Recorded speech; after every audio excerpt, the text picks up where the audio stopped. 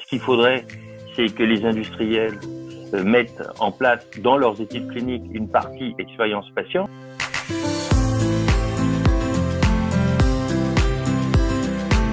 Jean-François Thébault, je suis vice-président de la Fédération française des diabétiques, qui est une association de patients, exclusivement composée de patients diabétiques ou familles de diabétiques ou aidants de diabétiques, et dont les missions sont l'accompagnement, l'information et la formation des patients diabétiques. Jusqu'en 2015, c'était essentiellement à partir des remontées de terrain et de relations qu'on avait avec les différentes associations locales. C'était aussi par le réseau des patients experts qui aident les patients et qui permettent de passer à la fois les messages d'éducation thérapeutique ou d'accompagnement thérapeutique et de nous remonter des besoins du terrain. Depuis 2015, nous avons mis en place un nouvel outil qui s'appelle le Diabète Lab et qui nous permet de faire des enquêtes de terrain, qui nous permet donc d'avoir un retour sur l'expérience patient beaucoup plus précise.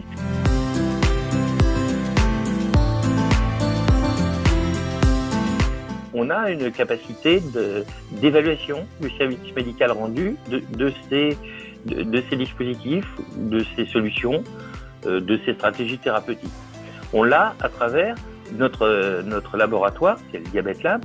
On s'est surtout focalisé jusqu'à présent sur les dispositifs médicaux. On est en capacité d'apporter une aide à l'industriel, aux fabricants, pour l'aider à concevoir le produit qui soit le plus adapté possible aux besoins des patients. Dans l'avenir, je pense que ça devra aussi être étendu aux médicaments, parce que pour le moment, les médicaments font partie de protocoles d'études dans lesquels l'expérience patient est vraiment la partie pauvre de l'évaluation.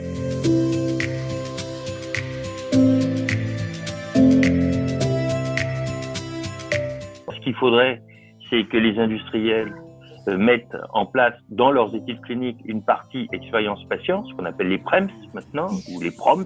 Et puis, il y a la réévaluation. C'est une réévaluation en vie réelle. Et alors là, on a absolument toute notre place. On est parfaitement en capacité de l'évaluer sur le terrain avec des vrais gens qui le prennent vraiment et qui vont nous dire ce qu'ils en pensent.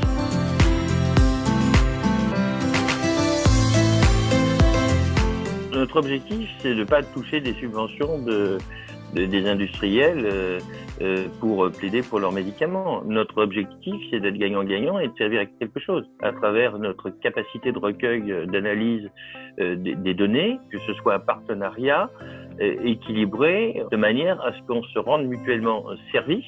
Nous, parce qu'on va apporter de l'information pour les patients, et eux, parce qu'on va leur apporter à eux de l'information pour les patients. Bien entendu qu'on a besoin de dons et de subventions, mais c'est pas ce qu'on demande à l'industrie. L'industrie, on demande des partenariats équilibrés. Un service qui nous finance, mais que ce soit un service. D'accord ? C'est ça notre demande. D'un certain côté, la démocratie sanitaire pendant la crise du Covid a été mise entre parenthèses au niveau institutionnel représentatif, mais à contrario, au niveau des relations entre les usagers, les associations d'usagers et les instances sanitaires qui nous dirigent et qui nous aident, nos rapports ont été extrêmement étroits pour pouvoir diffuser les bonnes informations. On s'est aperçu de la nécessité absolue d'avoir des outils de communication beaucoup plus directs entre les associations et les patients et la fédération. On a vu que l'échelon territorial de l'accompagnement des patients avec les associations d'usagers était quelque chose d'absolument indispensable. Voir avec la nouvelle présidente de Santé publique France comment elle pourrait travailler avec les associations en direct, quelle place elle pourrait faire aux associations pour ce genre de travaux. C'est impliquer les associations d'usagers dans l'évaluation en vie réelle des médicaments, notamment pour la réinscription, mais si possible en primo-inscription. Moi, je suis patient, parce que ça dure longtemps. L'impatience est mauvaise conseillère. À autonomiser. Pour éviter d'avoir besoin d'être accompagné. Alors le patient, il peut être expert de sa maladie. C'est pas un patient expert de la maladie. L'expert de la maladie, c'est le médecin. Partenaire.